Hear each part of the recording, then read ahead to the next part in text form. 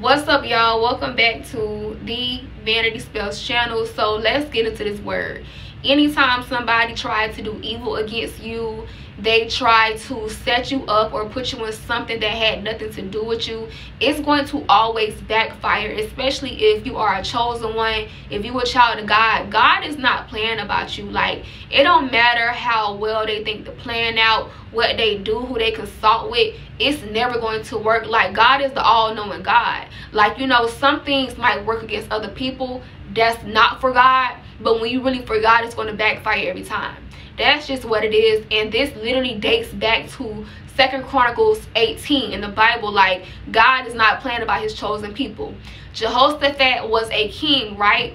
So he allowed his son to marry into a wicked family. This was a mistake. He literally should have prayed about who his son was going to marry, but he allowed his son to marry into a wicked family. The daughter's name was Athaliah. Her dad's name was Ahab. Her mother's name was Jezebel. We all know Jezebel was wicked. Ahab was a wicked ruler. So it's like, what did you expect to come from this union? Like, you know, like, make it make sense. So we know that Ahab is Athaliah's dad. Now Jehoshaphat is connected to this family through marriage. So Ahab tries to throw this feast for Jehoshaphat to butter him up into going into war. So at this feast, Ahab is like, Jehoshaphat, when you going to war with me? Jehoshaphat is like, sure, but I want to talk to God about it first. This is smart. Always ask God about every move you make. Anything you're going to do, talk to God about it. So Ahab calls for 400 prophets, and these 400 prophets tell Ahab and Jehoshaphat that they should go into war, that they're going to get the victory. So Jehoshaphat is like, I don't know, is it a prophet of the Lord that we can speak to? Keyword, prophet of the Lord, because it's a lot of witches, warlocks, woo ladies, whoever, sorcerers that think they're God. Like, they think they know the end from the beginning. They think they know everything. And I love this story so much because God is so crafty. He's so smart. Like, the way he did this and lined them up, baby. Oh, like, God is just so good. Like, you got to stay tuned for the whole story. So back to the story. Ahab is like, I know a prophet of the Lord, but he never brings me good news. His name is Micaiah. I hate him. So Jehoshaphat is like, don't say that. So they call for Micaiah. Now Micaiah is a petty king. Like, Micaiah already know how Ahab is coming. So he's like, yeah, go ahead, go into war. Y'all gonna win. Y'all gonna win. But Ahab is like, don't play with me. Tell me the truth. Like, tell me the true prophecy. So Micaiah is like, well, I see Israel scattered and the master dead. Mind you, Ahab is the master. So Ahab is like, see, I told you, he always bring me bad news.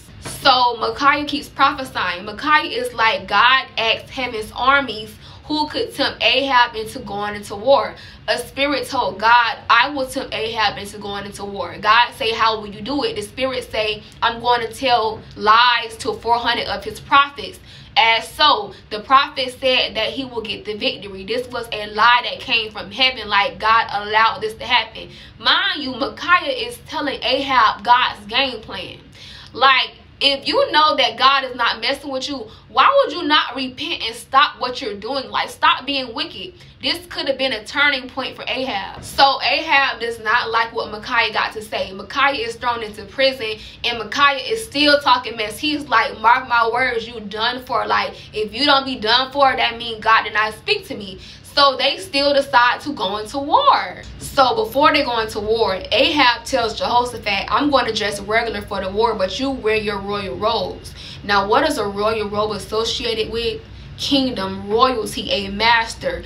I don't understand why this wasn't clicking for Jehoshaphat. Like, Micaiah just told you a master is going to be dead. You're wearing royal clothes. Like, what are you expecting? So they go into war. Ahab wears the regular clothes and Jehoshaphat is wearing the royal robes. So the other army's main goal was to kill the king. That's all they wanted. So who is considered the king? Jehoshaphat. He's not the real king, but he's looking like the king. So y'all, the other army is pursuing Jehoshaphat. So Jehoshaphat is like, oh snap, I'm in trouble. I'm considered the king. So he calls on God. He's like, God, please save me, please save me, please save me.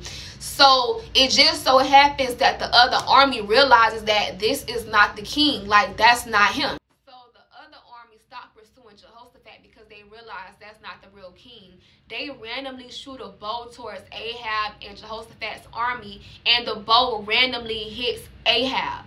So Ahab dies later that day. What Micaiah said came to pass. That prophecy came to pass. And that's what I love about God. God is a God of justice. It did not matter what Ahab tried to put on, where he tried to hide at. God knows exactly how to locate everybody. He knows how to locate your enemies. It don't matter what they do, what they put on, how much blood they drank. It does not matter. A true prophet's word will always come to pass. And when you are innocent, when you don't got nothing to do with it, God is going to get vengeance on them every time. Like, it's not up for debate. And that's the thing. Ahab is so dumb. Like, Micaiah literally told you God's whole game plan. And the game plan was to kill him. But Ahab wanted what he wanted so bad, he was just hell-bent on getting whatever he wanted. And I feel like that's the same thing with our enemies. Like, they want to see us fall. They want to do evil to us so bad. They want to see us in pain and hurting so bad that they are ignoring God. And it's like God is going to get vengeance because I'm telling you to stop bothering my child, but you just won't stop. Now I got to make an example out of you. So trust and believe that God is going to always get justice. It may take a minute, but God going to get them back, and you're going to walk away untouched. Jehoshaphat was untouched. Like, he was literally, you know, just in the wrong situation. And that's why you should always pray to God about everything you do. Anybody you join forces with, anybody you want to go to the bar with, anything, like, pray about everything. Literally be prayerful. And if God tell you don't be with these people, if God tell you don't go to this place, don't do it, because God know more about it than you. Like, honestly, Jehoshaphat should have never been in any type of situation with Jezebel, Ahab, or Athaliah. Like, that was the wrong decision. Like, if you are a person of light, why would you be with somebody that's dark? Like, you already know they're evil. That's the word. You know, just always pray and know that justice will be served no matter what, and you will not be touched. You're going to be protected like you've been, and you're not going to fall. You're going to keep on going up, keep on being prosperous, and that is on what? Period.